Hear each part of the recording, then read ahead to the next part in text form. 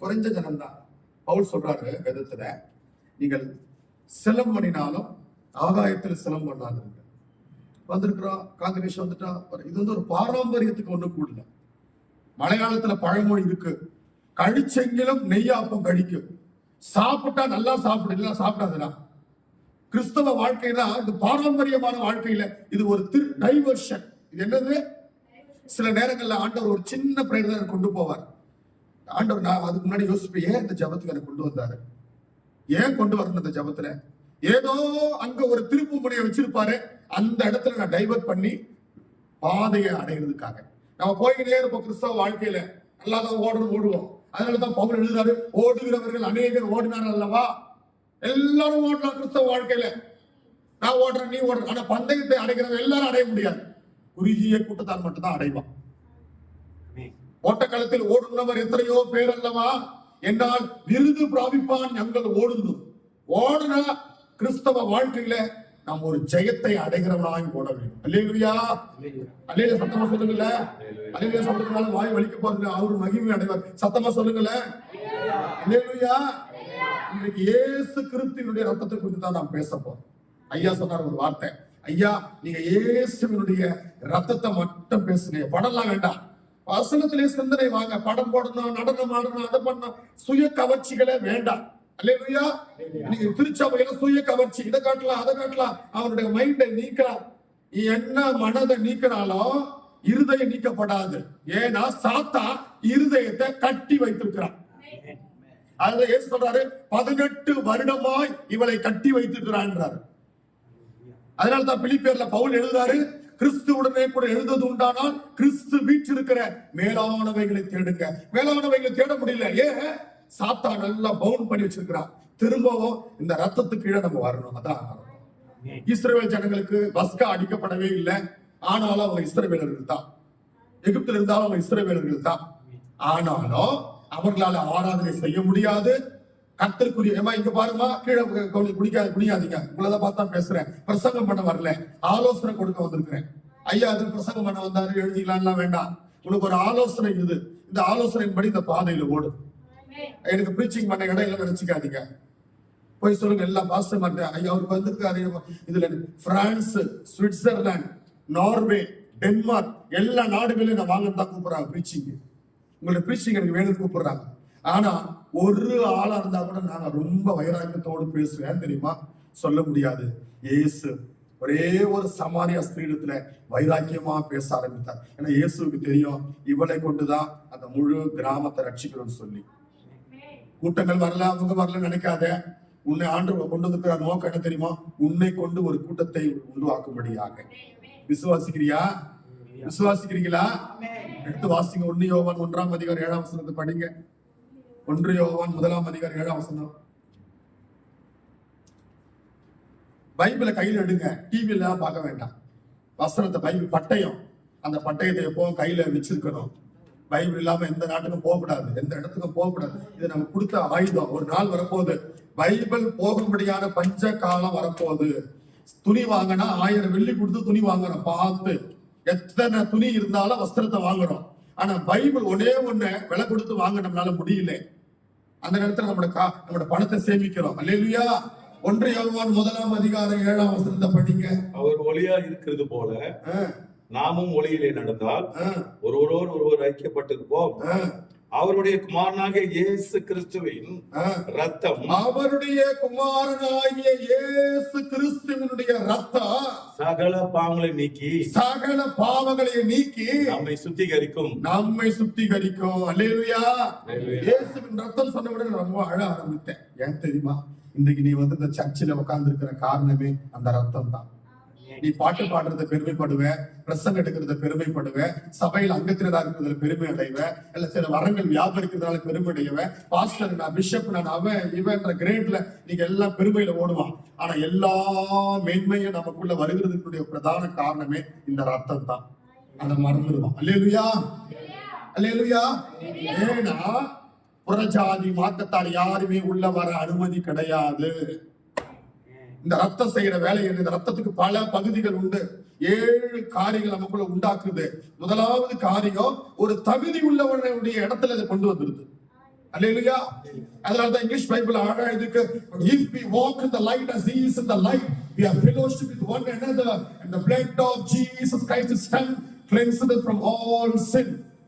இயேசு கிறிஸ்துவினுடைய ரத்தம் எல்லா பாவத்தையும் நீக்கி நம்மை சுத்திகரிக்குது. அது அர்த்தம் என்னன்னா, நம்மள முன்னாடி நம்ம எப்படி இருந்தோம், இப்போ ஒரு இடத்துல கொண்டு வந்து நம்ம வச்சிருக்கோம்.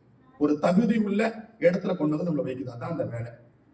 இப்ப இந்த ஐயாவுக்கு இந்த பொருள் வேணும், ரிச்சார்ட் ஐயாவுக்கு. இந்த இடத்துல நம்ம என்ன பண்ணுவோம், அவருடைய தரத்துக்கு ஏற்றபடி நம்ம என்ன செய்வோம், ஒரு சுத்தம் பண்ணி கொடுப்போம்.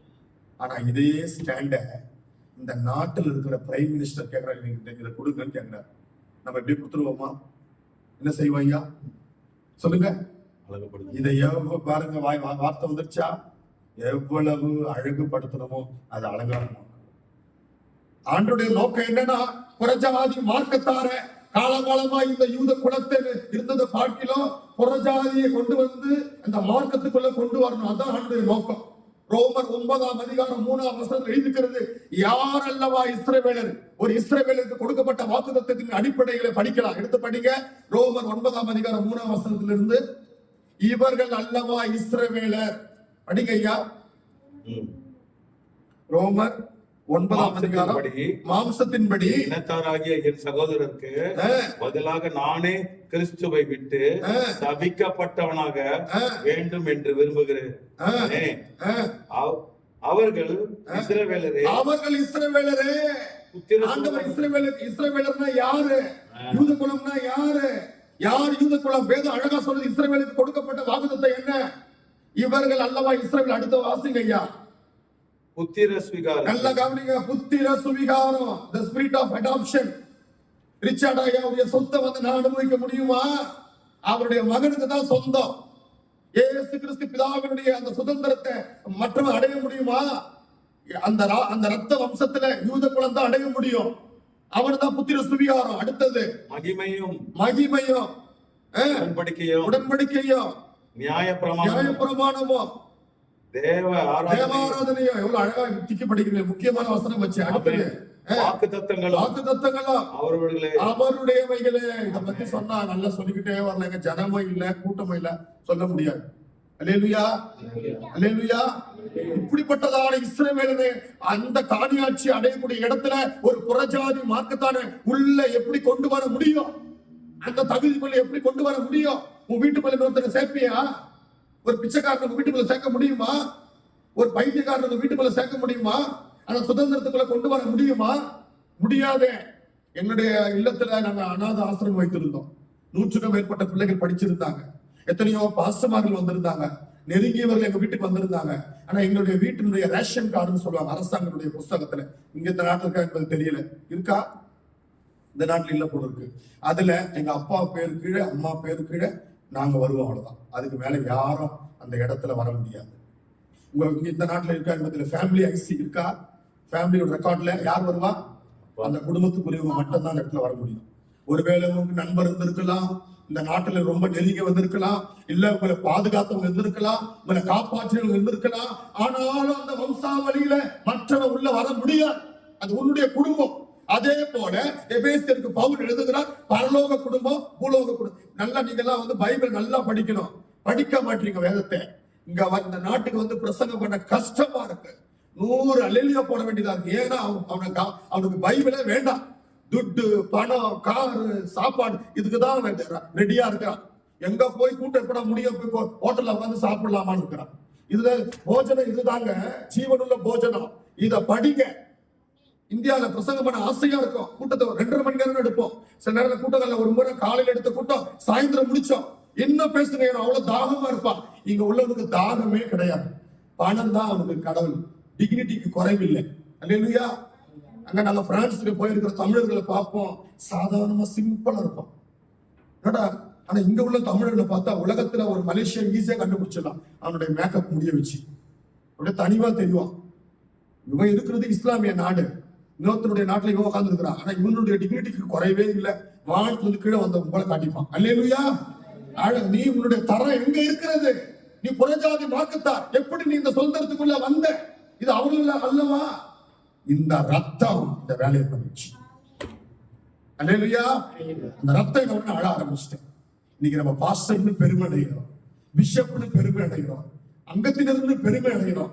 இந்த மேன்மையெல்லாம் வருகிறதுக்குடைய ரகசியம் என்ன? ஒரு காலத்துல நம்மள குடிகாரனாக, புறம்போக்காக, புறம்பே இருக்கிறவனாக இருந்தோம். ஆனா ஆண்டவருடைய ரத்தம் என்ன செய்யுது? நம்மை கொண்டு வந்துருச்சு. அல்லேலூயா.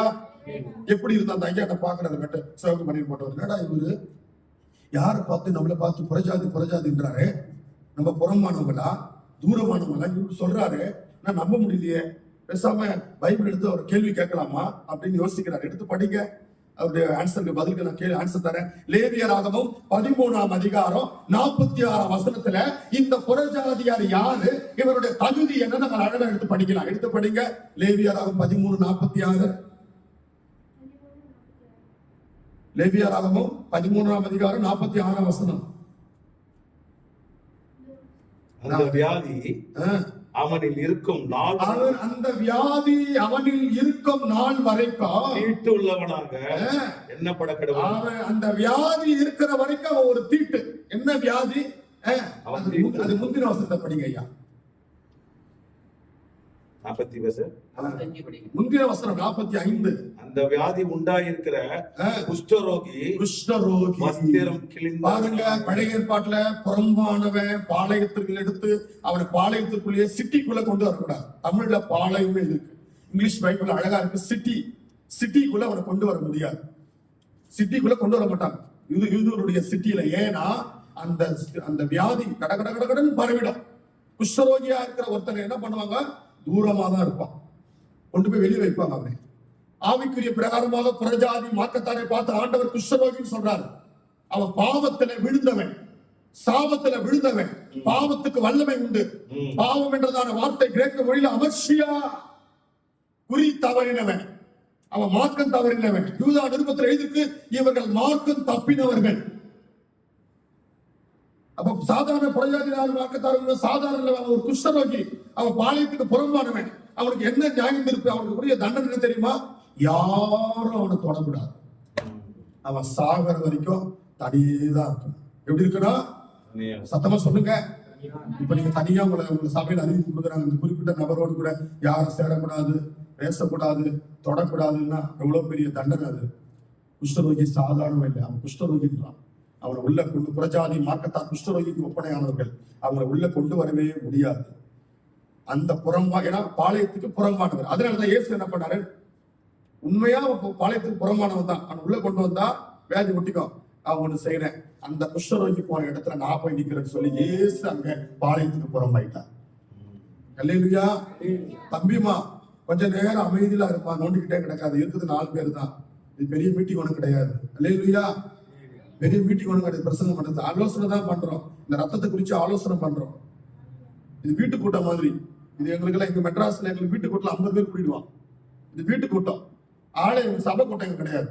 சபை கூட்டம் உள்ளவன் ஞானஸ்தானம் எடுத்து அபிஷேகம் பெற்று விசுவாசத்துல ஒழுங்குள்ளவன் அவனதான் விசுவாசத்தின் கேட்டகரியில கொண்டு வருவாங்க. இங்க அப்படி கிடையாது. எல்லாரும் கூட்டம் ஒன்னா வச்சு, குருவி காக்கா கூட்டம் எல்லாம் ஒன்னா வச்சு விசுவாசத்தின் கூட்டத்துல அப்படி கிடையாது. அவங்களுக்குள்ள ஒரு ஒழுங்கு இருக்கணும், விசுவாசம் ஒழுங்கு இருக்கணும், பிரதிஷ்டையின் ஒழுங்கு இருக்கணும், சாட்சியின் ஒழுங்கு இருக்கணும், ஜீவியத்தின் ஒழுங்கு இருக்கணும். அவங்கதான் அந்த கூட்டத்துக்குள்ள வர முடியும். நான் சொல்றது போய் தான் எடுத்து பச்சு பாடுங்க. எச்சைகளை எடுப்பதற்கு கூட தேறினவர்களாக இருக்க வேண்டும். உண்மையா இல்லையா ஐயா? ஆமா. என்ன அந்த பசங்க பைபிள் எடுத்து போட்டுடலாமா மலேசியாவுக்காக? முடியுமா? குஷ்டரோகி என்னவன் பாளையத்துக்கு புறம்பானவன், அவன் தனியே தான் இருக்கணும். ஆனா இயேசு அந்த இடத்துல வந்து அவர் நமக்காக சிலுவையை சுமந்தார். அந்த ரத்தம் என்ன பண்ணுது? நமக்காக அந்த குஷ்டரோகம் என்றதான அந்த வியாதியின் தண்டனையை அவரே எடுத்துக்கொண்டார். அல்லேலூயா. இந்த ரத்தத்தினுடைய அடுத்த வேலையை பார்க்கலாம். இந்த ரத்தம் என்ன செய்திருக்கு எடுத்து படிக்க. என்னாகமும் 5ஆம் அதிகாரத்துடைய 2-3 வாக்கியம். என்னாகமும் 5:2-3 படிங்க. குஷ்டரோகிகள் யாவரையும், பிரியமுள்ளவர்கள் யாவரையும், சவத்தினால் தீட்டுப்பட்டவர்கள் சவத்தை அவன் தொடுகிறான தீட்டுப்பட்டவன். அல்லேலூயா. பிணத்தை தொட்டவன் தீட்டுப்பட்டவன். பழைய பாட்டு பிரமாணம், சூரியன் அஸ்தமாக வரைக்கும் அவனை கிட்ட நெருங்க விட மாட்டான். அது அர்த்தம் என்ன? அந்த அர்த்தம் என்ன? கிருபையின் காலம் முடிகிற வரைக்கும் அவன் தீட்டுள்ளவன். இயேசுவின் வருகை வரைக்கும் அவன் தீட்டுள்ள வந்தான். அப்போ அந்த தீட்டு நீங்கிறதுக்கு தான் இயேசு என்ன பண்றாரு, இந்த ரத்தமானது அவர் நமக்காக புறம்பாய் அடிக்கப்பட்டு ரத்தம் சிந்தி அந்த தகுதிக்கு நம்மை கொண்டு வந்திருக்கிறார். அல்லேலூயா, அல்லேலூயா. சபத்தை தொடுகிறவன் தீட்டுன்னு அர்த்தம். போய் ஒரு பிணத்தை தொட்டானா அவன் தீட்டு, அவனை இவன் தொட்டானா இவன் தீட்டு. அது அர்த்தம் என்ன? ஒருவன் சவம் என்று சொல்லும் பொழுது, பிணம் என்று சொல்லும் பொழுது கர்த்தருடைய உடன்படிக்கையை மீறுகிற பிரமாணம். ஒரு தேவனுடைய உடன்படிக்கையை மீறி சபைக்குள்ள உட்கார்ந்து விபச்சாரம் பண்ணிட்டு வேசித்தனம் பண்ணிக்கிட்டு அசுத்தத்தை நடப்பிச்சுட்டு உள்ள உட்கார்ந்து இருந்தானா அவனும் தீட்டு, அவன் கூட சேர ஒரு கூட்டமும் தீட்டு. அல்லேலூயா. அதை சத்திய வசனத்துல மாத்த முடியாது. ஆசீர்வதிப்பார், அதெல்லாம் திருட்டு பையன் பேசுற வார்த்தை. அவன் வந்து உன்னை ஆசீர்வதிப்பார் சொல்லிட்டு ஏமாத்திட்டு கையில இருந்தா அப்படின்னு போயிடுவான். நாங்க அப்படி பேச வரமாட்டோம். ஆசீர்வாதம் என்பது இயேசுதான் ஆசீர்வாதம். இயேசு இருக்கிற வரைக்கும் நீ ஆசீர்வாதம் தான். இயேசு என்னைக்கு கொண்டு போறாரோ அன்னைக்கு நீ தரித்திரம் தான். நான் சொல்றது உண்மையா பொய்யா? அல்லேலூயா. கிறிஸ்துவின் ஆளை நாம் ஐஸ்வர்யமானோம். பிதாவானவர் கிறிஸ்து இயேசுவுக்குள் நம்மை ஐஸ்வர்ய சம்பன்னராக்கினார்கள் இருக்கு. எபேசியர் 1:3-4 படிங்க ஐயா. எபேசியர் 1:3. அந்த ஐயா பாக்குறாரு, என்னடா ஐஸ்வர்யம் என்றாரே, நான் ஆசீர்வதிக்கப்பட்டவனா யாரு? வேதம் அழகா சொல்லுது. எபேசியர் 1:3-4. Ephesians 1st chapter from 3 and 4th verse.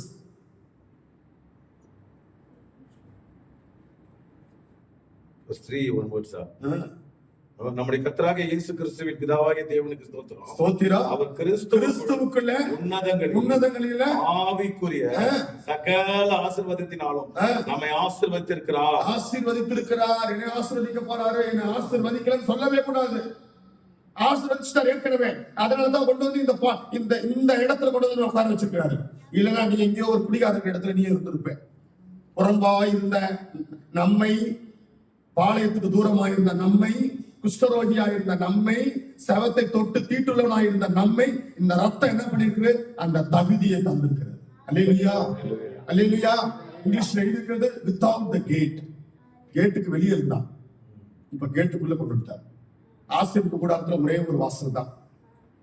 புறஜாதிகள் பிரகாரத்துல வந்துட்டு போயிடுவாங்க. பசுத்த ஸ்தலத்துக்குள்ளே, மகா பசுத்த ஸ்தலத்துக்குள்ளே யாரும் உள்ள நுழைய முடியாது, புறம்பானவர்கள். ஆனா இந்த ரத்தம் என்ன செய்யறது?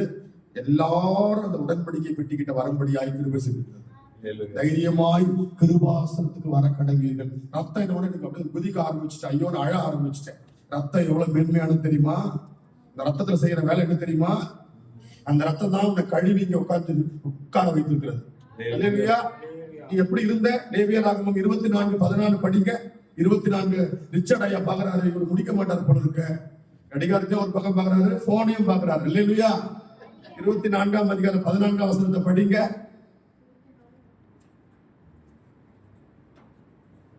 லேவியராக 24:14. தூஷித்தவனை பாளையத்துக்கு புறமே கொண்டு போ. தேவதூஷணம் உள்ளவன், தேவனுக்கு பிளாஸ்பெமி, அவன் தேவனை மகிமைப்படுத்துகிறவன் இல்ல, புறஜாதி மார்க்கத்தால் தூஷிக்கப்படுகிறது. அவன் கொடுக்கிற நியாயம் இருக்கு படிங்க. கேட்டவர்கள் எல்லாரும் கைகளை அவன் தலையின் மேல் வைப்பார்களாக. பின்பு சபையார் எல்லாரும் அவனை கல்லெறிய கடவர்கள். எல்லாரும் தலைமையில கை வைக்கிறது அர்த்தம் ப்ராமிட், அங்கீகாரம் கொடுக்கிறான். இவனுக்கு சாவடிக்கணும், அவனுக்கு கொடுக்கிற நியாயம் இருக்கு, கல்லெறியணும். புறஜாதி மார்க்கத்தால் அவனை கல்லெறியணும். ஆனா அந்த இடத்துல இயேசு நமக்காக அடிக்கப்பட்டாரு. நீ கல்லெறியப்பட வேண்டிய இடத்துல போய் இயேசு நின்றுட்டார். அந்த ரத்தம் என்ன செய்யறது? அவர் அடிக்கப்பட்டு ரத்தம் சிந்தி இந்த மார்க்கத்துக்குள்ள நம்மளை கொண்டு வந்துச்சு. அப்ப அந்த ரத்தத்துக்கு முன்னாடி நம்ம தாழ்த்த வேண்டாமா? பெருமைப்பட்டுக்கிட்டு டிகினிட்டி வச்சுக்கிட்டு பெரிய ஆள் மாதிரி காட்டிக்கிட்டு, அதான் போன வாரம் புத்தகம் எடுத்தேன். பெருமை பிடிச்சவங்களா எப்படிப்பட்டவங்க? பெருமை உள்ளவருக்கு நியாயம் இருக்கு என்ன?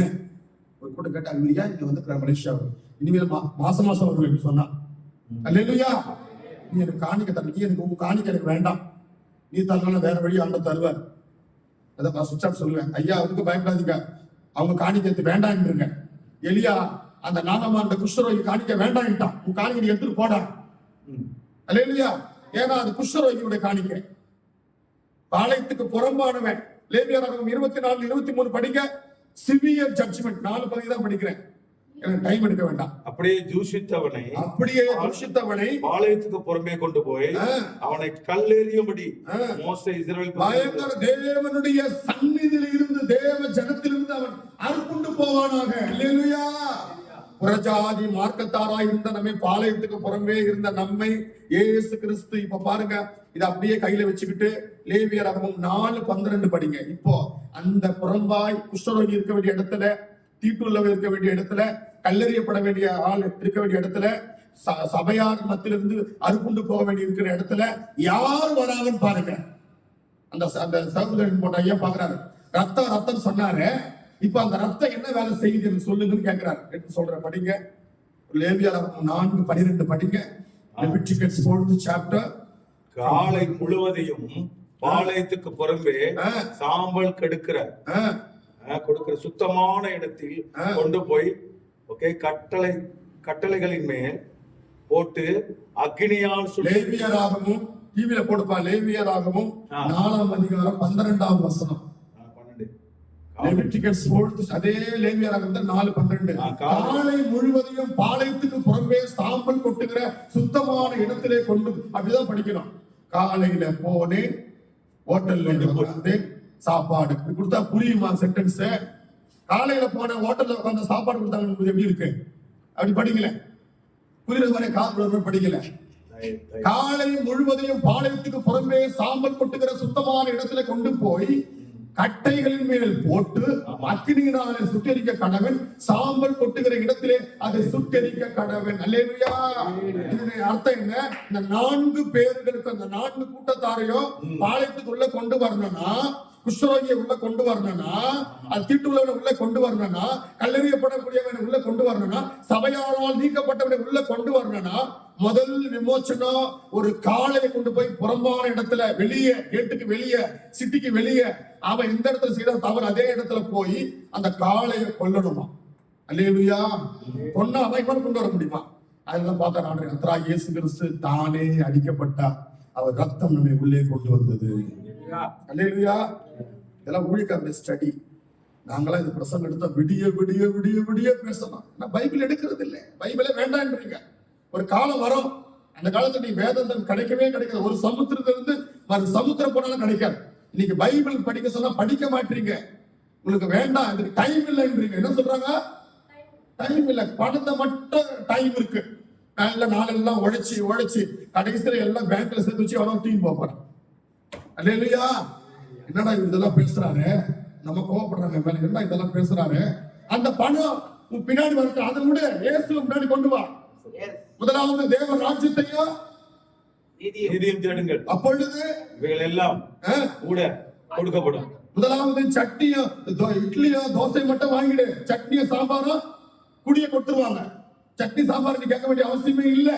அல்லேலூயா. அதான் வேத வசனம் அழகா சொல்லிருக்கு. லேவியராகமம் 16, 21, 22 படிங்க. லேவியராகமம் 16ஆம் அதிகாரம் 21, 22 படிங்க.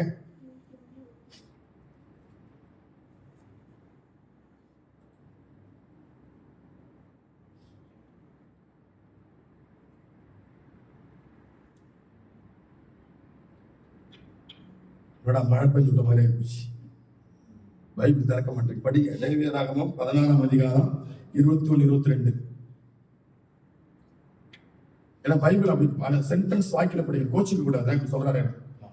நிறுத்தி படிச்சா அப்புறம் நான் முடியாம படிங்க. லேவியராகமம் 16ஆம் அதிகாரம் 22, 21, 22. படிச்ச வசனத்தையே படிக்கிறது இல்ல, புது வசனங்கள் நோண்டி எடுக்கணும். உள்ள இருந்து சொர்ண நத்தனங்கள் எல்லாம் எடுக்கணும். அல்லேலூயா. வசனங்களே மனப்பாட வசனத்தையே வாய்ப்பாடு புரிய கூடாது. பைபிளை எடுத்து ஒவ்வொரு நாளும் ஊழியக்காரர்கள் லேவியராகமத்தை தான் படிக்கணும். ஒருத்தர் வச்சிருக்கான், லேவின்னு ஒரு ஊழியம் வச்சிருக்கான். லேவியர் என்னன்னு தெரியாது அவருக்கு, தெரியும். அல்லேலூயா.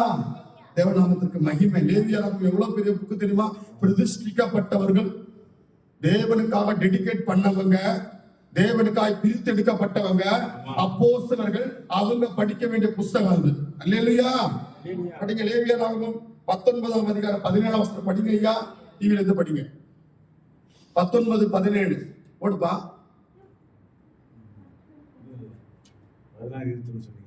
19ஆம் அதிகாரம்,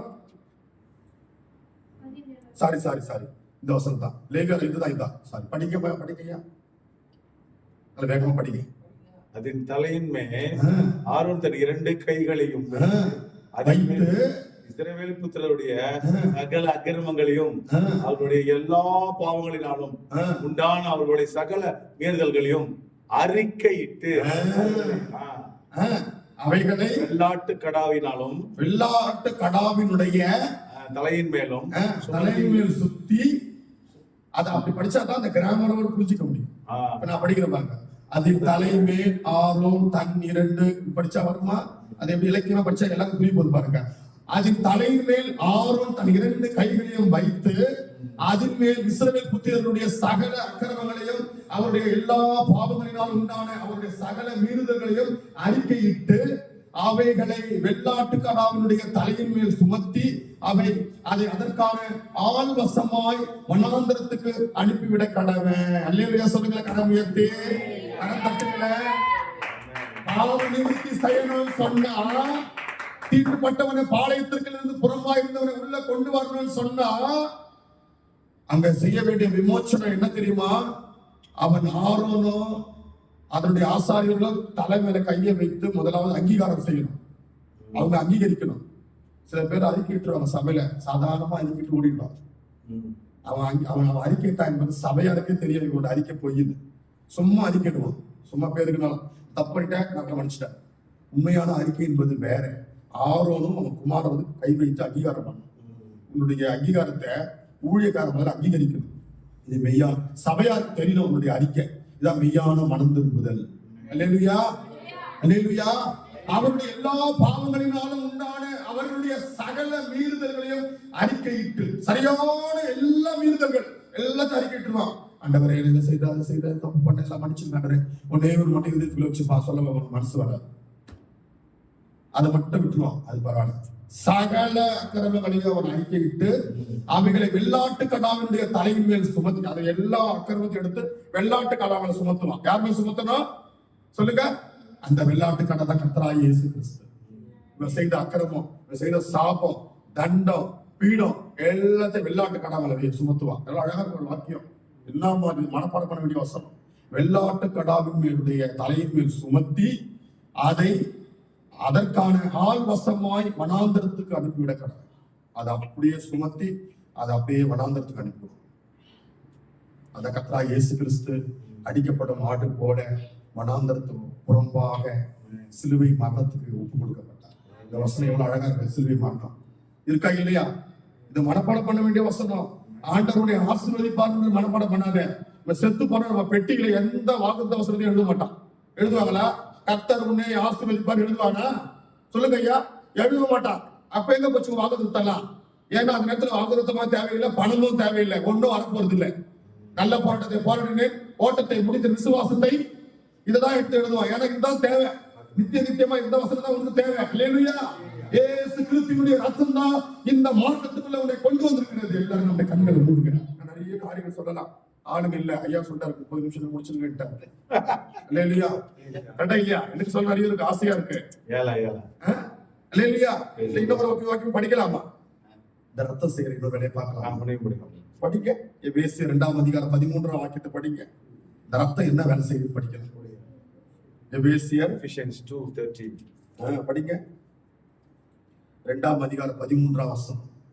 இயேசு கிறிஸ்துவினுடைய ரத்தம் எவ்வளவு பெரிய வேலையை செய்திருப்பான். படிங்க படிங்க. இதுல தெரிஞ்ச வசனம் தான் படிங்க. முன்னே தூரமாய் இருந்த நீங்கள் இப்ப படிக்கிறாரு.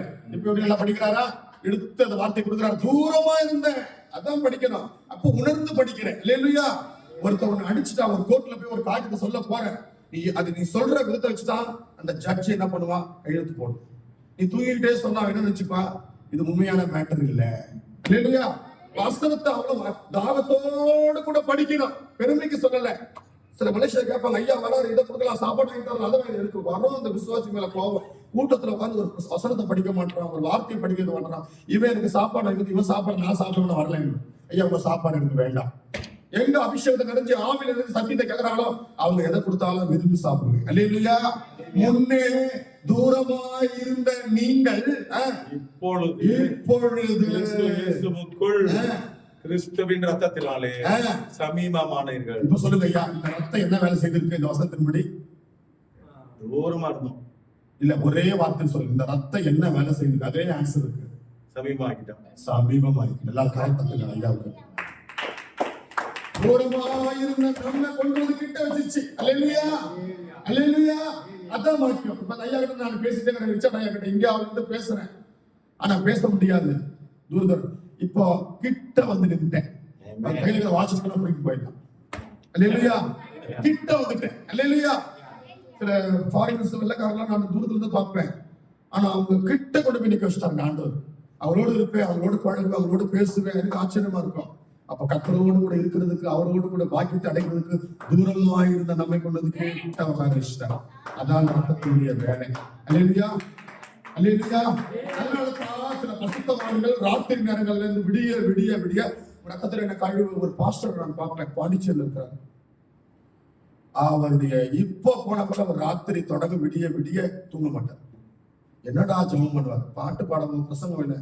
ரத்தத்துல என்ன கழுவும், ரத்தத்துல என்ன கழுவும், ரத்தத்துல என்ன கழுவும், கழுவு உச்சத்தலைந்து உள்ள கால் வரை என்ன கழுவு, கழுவு. இந்த ரத்தத்துல மட்டும் கழுவ கழுவ இது சாத்தான், பிசாசு, உன்னை பிடிச்சு வச்சிருக்கிற தரித்திரம் எல்லாம் விட்டு ஓடிடும். அல்லேலூயா. சில பேர் பணம் சம்பாதிப்ப பணமே நிக்காது. ஏன்? பணம் தந்திர எல்லா வேலையும் செய்ய முடியும். சொல்லுப்பா, பணம் தந்திர மைக் வாங்க முடியும், இல்லைன்னா பேச முடியும் மைக் இல்லாம. பணம் தந்திர தேவை வாங்க முடியும், ஆனா பணமே நிக்காது. ஏன் நிக்காது? பணம் நிக்காது. தரித்திரத்தின் ஆவி அவனை விடாது. குடும்பத்துல உயர விட மாட்டான், ஜெபிக்க விட மாட்டான். நீ ஜெபிக்கலாம்னு ஆசைப்படுவேன், முடியவே விட மாட்டான். எத்தனை முறை நீங்களே சொல்லுங்க, ஜெபிக்கலாம்னு ஆசைப்பட்டேன், என்னால ஜெபிக்கவே முடியல என்பது உண்மை என்ற கரம் உயர்த்துங்க பார்ப்போம். பொய் இல்லை. அல்லேலூயா. தூக்கம் வரும், அப்பதான் நல்ல வேலையெல்லாம் கொடுப்பான் சாத்தான்.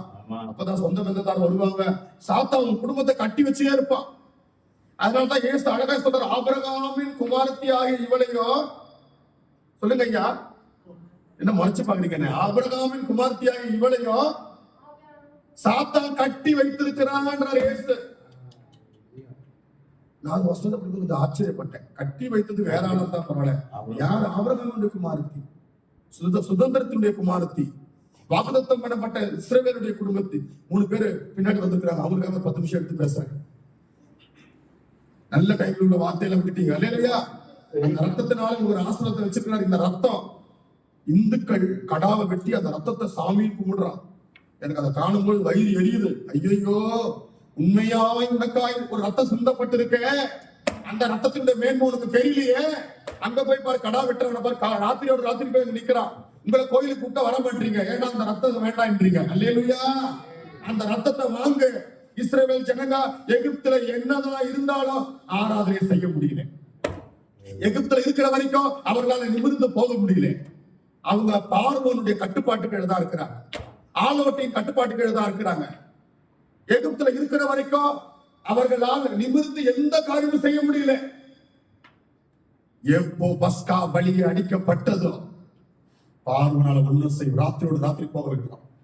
சில இடத்துல அற்புத அடையாளங்களை எவ்வளவு நடத்தி பார்க்கிறான் பார்வன். ஆண்டவர் தான் நமக்கு தெய்வம் தெரியும், நல்லா ஜெபிப்போம், ஜெபிக்க போவோம், ஆனா முடியாது. சாத்தான் ஏதோ விதத்துல கட்டி வச்சிருப்பான். சில இடங்கள்ல போக, சில ஹோட்டல் ரூம்ல நல்லா அரேஞ்ச் பண்ணுவாங்க. அந்த ரூம்ல போனால ஜெபிக்கவே முடியாது. சோத்திரம் பண்ணலான்னு அலிங்கா போன முழங்கால் பண்ண முடியாது. ஒரு ராத்திரி முழுந்து விடியற் காலம் இயேசுவின் ரத்தம், இயேசுவின் ரத்தம், இந்த ரத்தத்தை அறிக்கை பண்ணி எல்லா சாத்தானும் ஓடிடும். அல்லேலூயா. மலேசியா தேசத்தை சாத்தான் கட்டி வச்சிருக்கிறான். எங்க போனாலும் சாப்பாடு, விபச்சாரம், இச்சை, பாவம், இச்சைகள் அப்படியே அலம்போதுங்க. அல்லேலூயா. கேட்டா அதை பத்தி பேசுற கோபம் வருது. இந்தியால இருந்து ஒரு பாஸ்டர் வர, அவனை சேர்க்காத. ஆனா இந்த ரத்தத்தை நீங்க அறிக்கை பண்ணு, இந்த சாத்தான் உங்களை வீட்டை விட்டு, குடும்பத்தை விட்டு ஓடிடுவான் வெளியே. நான் சொல்றது உண்மையா பொய்யா? நான் சொல்றது உண்மையா பொய்யா? சத்தமா உண்மையில கரம்பத்து வழியில சொல்லுங்கள, கரம்பத்து வழியில சொல்லுங்கள. இந்த ரத்தத்துல உனக்கு ஒரு அதிசயம் உண்டு, இந்த ரத்தத்துல உனக்கு ஒரு விடுதலை உண்டு. வாசிங்க, இந்த ரத்தத்தை பத்தி இன்னொரு பகுதியை படிக்கலாம். ரோமர் 5ஆம் அதிகாரத்தினுடைய 9ஆம் வாக்கியத்தை படிங்க. ரோமர் 5:9. ஏண்டா 3 பேர் வந்தாங்கன்னு தெரிஞ்சு உங்களுக்குலாம் படிக்க. ரோமர் 5ஆம் அதிகாரம் 9ஆம் வசனம்.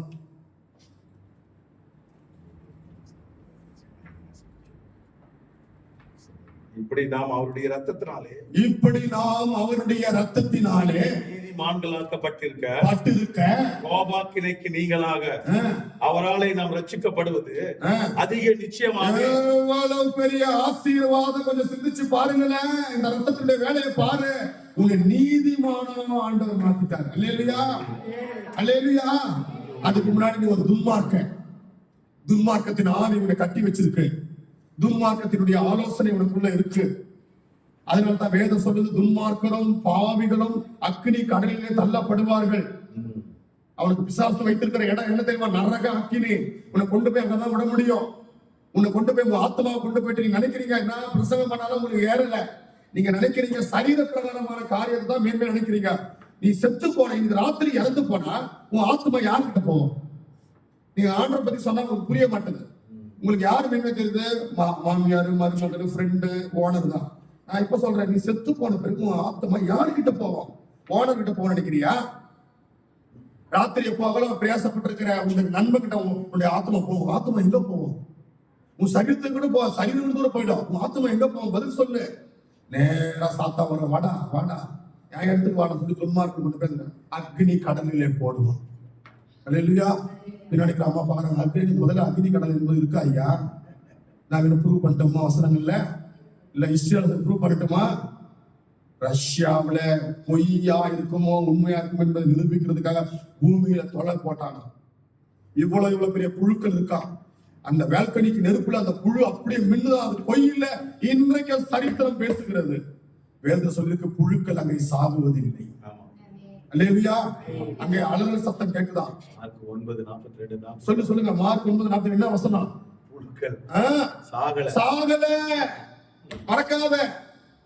ஐயா வசனத்தை மனப்பாடம் வச்சு நீயும் மனப்பாடம் பண்ணு. மற்றதெல்லாம் மண்டையில ஏத்திக்காதீங்க, இதை ஏத்துங்க. அல்லேலூயா. புழுக்கள் அங்கே சாவது இல்லை. உன்னை நீதிமான ஆக்கி அந்த நித்திய ராஜ்யத்துக்குள்ள கொண்டு வந்து நிறுத்துக்கிறது தான் அவருடைய ஆசை. அதுக்காக தான் ஆண்டவர் பிரயாசப்படுறாரு. இந்த லௌகீக காரியத்துக்காக நீ பிரயாசப்படாத. இது நான் மலேசியாவுக்கு வந்து இன்னைக்கு யாரும் காணிக்க தரல, என்னை எங்கேயுமே சேர்க்கல தெரியுமா? ஏன்னா இவன் வந்தாலே இது அதே பேசுறானே, எங்கேயும் உள்ள விடல, வராதிங்கன்ட்டாங்க. நான் கேட்டேன், என்ன ஏன் வரல? நீ ஆசீர்வாதத்தை பத்தி ஏன் ஆசீர்வாதத்தை பேசுறது? நான் இங்க வந்தேன். ஏசுதான் ஆசீர்வாதம். இவங்க பேசுறது சபிக்கப்பட்ட வார்த்தையா? ரத்தத்தை பத்தி பேசுறது சாபமான வார்த்தையா? சொல்லுங்க ஐயா. இதுதான் ஆசீர்வாதம். என்ன BMW காரை பத்தி பேசுறோமா? அது அந்த BMW கார் கம்பெனிக்காரன் கூட அவனே பேசிட்டு போயிடுவானே. நான் என்ன பேசுறது? அல்லேலூயா. அந்த ஐயா போன பாக்குறேன், போனை பத்தி பேசுங்க. அந்த போன் கம்பெனிக்காரன் கூட அவனே பேசிடுவானே. நான் எதுக்கு வந்து பேசுறேன் மலேசியா? நான் பேசுறது ஜீவன் உள்ள கிறிஸ்துவனுடைய வருகையில நீ எடுத்துக்கொள்ளப்படணும். அதுதான் ஆசீர்வதிக்கப்பட்ட வாழ்க்கையுடைய ரகசியம். அல்லேலூயா. இந்த ஒண்ணுக்கள் கூட மலையாளம் சொல்றேன். ஒண்ணு கூட ரோமர் 5:9 படிக்க முடிச்சிடுறேன். இப்படி நாம் அவருடைய ரத்தத்தினாலே நீதிமான்களாக்கப்பட்டது மட்டும் இல்லாம கோபாக்கினைக்கு நீங்களாக அவராலே நாம் ரட்சிக்கப்படுவது. தண்டனையிலிருந்து நம்மை நீக்கி உனக்காக பிசாசு வச்சிருக்கிற அந்த தண்டனை வாழ்க்கையில பிசாசு நித்தியத்துல மட்டும் பூமியிலேயே தண்டனை வச்சிருப்பா. உன்னை நொறுக்கி உன்னை சாம்பலாக்கி, எப்படி இந்த 4 கூட்டத்தார் குஷ்டரோகிகள், தீட்டுப்பட்டவன், அப்புறம் வந்து தூஷிக்கிறவன், சபையால் நீக்கப்பட்டவனுக்கு எப்படி ஒவ்வொரு தண்டனை கொடுக்கப்படுதோ, குஷ்டரோகி எப்படி தனித்து விடப்பட்டான், அது போல சாத்தா உன்னை தனியே கொண்டு போவான். எல்லாரும் ஒரு குஷ்டரோகியை போட்டு ட்ரீட் பண்ணுவான். உன்னை தீட்டுள்ளவனாய் மாத்தணும், உன்னை புறம்பாக்கணும். இப்படிப்பட்டதான கோபாக்கிலிருந்து உன்னை தூரமாக்கி உன்னை அவர் ரட்சிக்கிறார். அல்லேலூயா. இன்னமும் என்னுடைய தாகம் அநேக வேதாகமங்கள் நான் கொண்டு வந்திருக்கிறோம். பெரிய எழுத்துள்ள பைபிள் கூட்டமான தேவ பிள்ளைகள் கூட்டத்தினுடைய முடிவில் நீங்கள் வாங்கிக் கொள்ளுங்க. இது உங்களுக்கு ஒரு ஆசீர்வாதம். அல்லேலூயா. முடிதல் அப்படி எழுப்பி நில்லுங்க. அந்த ரத்தத்தில் சொல்ற ரத்தத்தில் சொன்ன விடிய சொல்லிக்கிட்டு இருக்கலாம். ஏண்டா இவரை உள்ள விட்டுன்ற மாதிரி என்ன? அல்லேலூயா. எல்லாரும் கண்களை மூடுங்க. எல்லாரும் கண்கள் பேசப்பா சொல்லுங்க ஒரே வார்த்தை, என்ன ரத்தத்துல கழுவு. ஒரு பாண்டிச்சேரியில ஒரு பாஸ்டர் இருக்கிறார். அடிக்கடி வீட்டு சொன்னேன், அவரு நானும் ஜெபிக்க போவோம். நான் அவரால் தான் இந்த ஆவிக்குரிய வாழ்க்கையில ரொம்ப வளர்ச்சி அடைய ஆரம்பிச்சேன். எப்பா ராத்திரி தொடங்கி விடிய சில நேரங்கள் 5 நாளா கூட நாங்க ஜெபம் பண்ணிக்கிறோம். ஒன்னும் ஜெபிக்க விட மாட்டேன். எந்த ஆசீர்வாதத்தை பத்தி ஜெபிக்காத. நீ ஆசீர்வாதத்தை பத்தி எதுவுமே கேட்க விடாத. ஆண்டவர்கிட்ட உனக்கு என்ன தரணும், உன்னை எங்க நிக்க வைக்கணும், என்னென்ன செய்யணும் என்பது எல்லாம் அவருக்கு தெரியும். அல்லேலூயா. காட்டு புஷ்பத்தை பாருங்க, விதைக்கிறது இல்லை, அதுக்கு ஒரு புஷ்பம். இன்றைக்கு இருக்கிற அந்த பூ நாளைக்கு மறையும். அந்த பூக்கு கூட அவர் ஒழுங்கு பண்ணிக்கிறார் ஆண்டவர். ஆகாயத்து பறவைகளை பாருங்கள், விதைக்கிறதும் இல்ல, அறுக்கிறதும் இல்லை. அது போய் விதைக்கவும் இல்லை, பேங்க்ல போகவும் இல்லை, வேலைக்கு போகவும் இல்லை, ஒண்ணுமே பண்ணவே இல்லை. அதுக்காக எல்லாம் வேலைக்கு போவான்னு சொல்லல, இல்லையா? அவைகளை உடுத்துவிக்கும் பொழுது தேவ சாயலாய் சிருஷ்டிக்கப்பட்ட நீ, ரத்தத்துல கழுவப்பட்ட நீ, மகிமை சாயலா சிருஷ்டிக்கப்பட்ட நீ, அவருடைய மேலான நோக்கத்துக்கு அழைக்கப்பட்ட நீ, உன்னை உடுத்துவிக்க அவருக்கு முடியாதா? சொல்லுங்க. ஒரே வார்த்தை, நீர் என்னை கழுவுங்க அப்பா. ரத்தத்தினால் என்னை கழுவுங்க ஆண்டவரே, ரத்தத்தினால் என்னை கழுவுங்க ஆண்டவரே, ரத்தத்தினால் என்னை கழுவுங்க. வாயில திறவுங்க, வாயை திற சொல்லுங்க, சத்தத்தை உயர்த்தி சொல்லுங்க, ரத்தத்தினால் என்னை கழுவுங்க. கழுவுமையா நீர் என்னை, ரத்தத்தினால் கழுவுமையா, கழுவுமையா நீரனை, ரத்தத்தினால் கழுவுமையா. உமது கையாலே நழுக்கை அன்புடனே கழுவுமையா. அப்படியே உங்களோட வலது கரத்தை எடுத்து தலைமையில வைத்துக் கொள்ளுங்க. இங்க இருக்கிற பாஸ் ரிச்சர்ட் அவர்கள் வந்து உங்களுக்காக பாடலோடு கூட அவர் ஜெபிப்பார். உங்களை கட்டி வைத்திருந்த சாத்தா உங்களை விட்டு ஓடிடுவான். பாவம் உங்களை கட்டி வச்சிருக்கு, சாபம் உங்களை கட்டி வச்சிருக்கு. இது விமோச்சனை வேற யாரும் வேண்டாம். ஒரு தீர்க்கதரிசி இந்தியாவில இருந்து வரணும், இவர் இதை சொல்லணும், அது சொல்லணும், குறி கேட்கணும், எந்த குறியும் வேண்டாம். இந்த ரத்தம் உன்னை மகிமையா மாத்திடும். அல்லேலூயா. இந்த ரத்தத்துல ஒரு மகிமை இருக்கு. அந்த ரத்தத்துல என்ன கழுவுங்க பாட்டு சொல்லு, சொல்லுங்க. ஏசப்பா, சத்தமா சொல்லுங்க. பின்னாடி 3 பேர் சவுண்டே இல்ல. ஏசப்பா, சத்தம் என்ன சத்தம்? ஏசப்பா, ரத்தத்தினால என்னை கழுவுங்க, ரத்தத்தினால என்னை கழுவுங்க, ரத்தத்தினால என்னை கழுவுங்க. எல்லாரும் கண்கள் மூடு, அப்படியே கண்கள் மூடு, கண்களை மூடி கேளுங்க. ஆண்டவரே என்னை மௌனமாய் கேளுங்க, என்னை கழுவுங்க.